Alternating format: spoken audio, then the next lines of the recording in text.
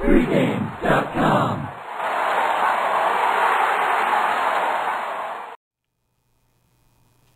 I'm Vegas Runner, here with Bryan Leonard. Going to break down Big Ten action on Saturday, Illinois at Michigan. We both made the line around 6.5. I set the total at 120. This is Bryan's pick. Let's see who he likes. See if I agree. I've been high on Michigan this year, and I've been down on Illinois. And we talked in the last video about matchups. So you've done well. One team's covering, one's not. Yeah. So I think I have a pretty good feel of these two teams. And we talked matchups, and this is a good matchup for Illinois, I believe. Illinois is a team who doesn't have great guard play when they get hot, as we saw when they played UNLV. I mean, they're tough to beat. But they're very good inside. They're tall, and they're talented inside. I think the guy's name is Leonard, which is probably why I remember this. Yes, it is. But they're a very good team underneath. And Michigan, they have a lot of athletic ability. They always seem to recruit a lot of good athletes there, but they're not overly tall.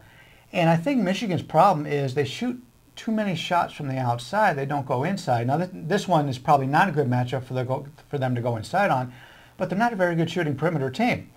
So they're going up against a team right now. They won't be able to score inside, I don't think, even though they normally do. It's just a bad height advantage for Michigan. Yeah, huge advantage and for I Illinois. don't think they can hit from the outside, which is the weakness of Illinois. So I think that actually plays into Illinois. And if you take a look, in the Big Ten's a slow conference anyway, pace-wise. They slow it down. Michigan doesn't run at all. They're one of the slowest paced teams in basketball. Well, I think that's a big advantage once again for Illinois, because Illinois is not one of those athletic teams that gets up and down the court as well.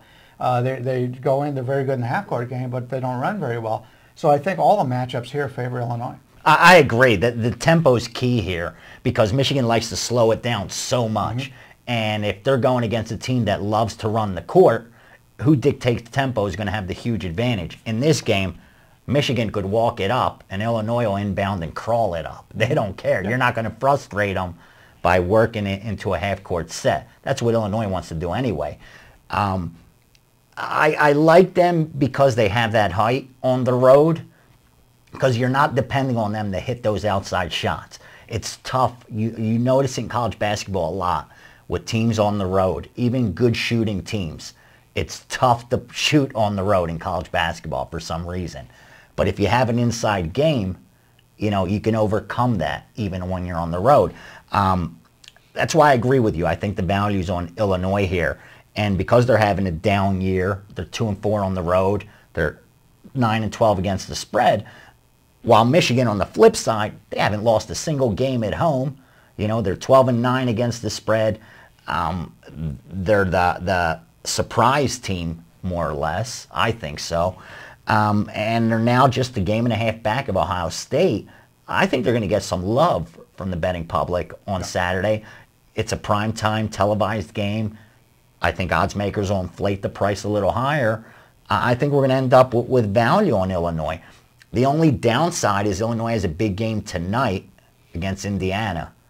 That'll be their second road game, back-to-back road games. Always tough. And depending on what happens tonight, I think it'll affect the line and possibly, you know, the way the game shapes up. With that said, I think the value's on Illinois. I agree with you 100%. Michigan's had a tough, number 3 in the country strength of schedule.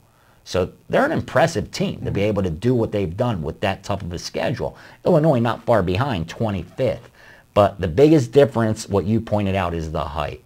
When you look at the height of Illinois and the height of Michigan, two totally different teams. Yeah, Michigan doesn't have any depth. They don't play a lot of players. They've got... It's Novak, Douglas, and Burke. You know, their three does everything. The bench scoring is hardly nothing. Yeah, it's like the Lakers of college basketball.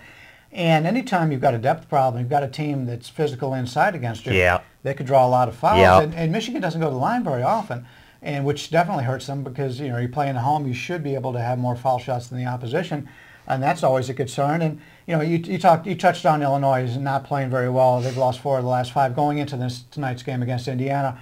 The only game they won was by 1 point against Michigan State, and I believe Michigan State had a couple of players that either didn't play or they weren't 100% in that game. So it's one of those games where we're going to see some line value on Illinois, especially if they don't play well tonight against Indiana. Which is what I'm hoping for. Yeah, I agree. So We're going to go with Michigan here. Illinois, excuse me, who does have some revenge as well. These two teams met last year, conference tournament. Illinois was a 3-point favorite. Michigan got it done, beating them outright 60-55. Little revenge on the Illinois side. Again, we mentioned it in last video. You can't look too much into last year's scores with college basketball because the teams just changed so drastically.